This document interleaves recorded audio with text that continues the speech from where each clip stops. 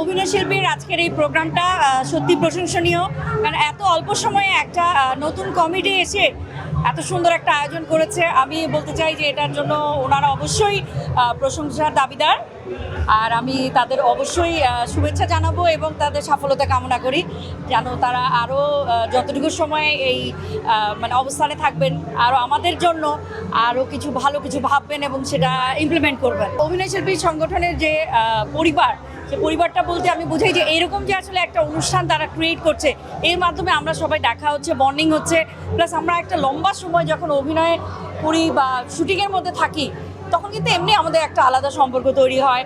So বিপদে আপদে আমাদেরকে যখন এই অভিনয় শিল্পী সংগঠনের যারা সংগঠনের নেতারা আছেন আসেন, আমাদের খোঁজ খবর না বা একটা ফোন করেন, দ্যাট মিনস আ লট। হ্যাঁ, প্লাস আমরা দেখছি যে আগেও কিন্তু অভিনয় শিল্পী সংগঠনের পক্ষ থেকে বিভিন্ন সময়ে শিল্পীদের পাশে তারা এসে দাঁড়িয়েছে, এবং আমি মনে করি এরা ভবিষ্যতে আরও বেশি হবে, ডে বাই ডে এটা আরও ডেভেলপ করবে, ওনারা আরও বেশি আমাদের কাছের মানুষ হয়ে থাকবেন।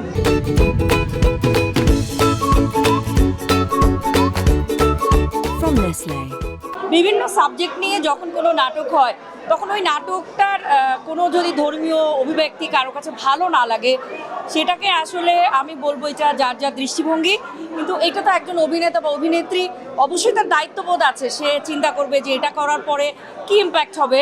ঠিক সেরকম দর্শকরা আসলে আমাদেরকে শিল্পী হিসেবে কাউন্ট করে যে আমাদেরকে ওইভাবে যদি চিন্তা করেন বা ওই সুযোগটা দেন, তাহলে হয়তো আমরাও ওই জায়গাটা শুধরে নিতে পারবো।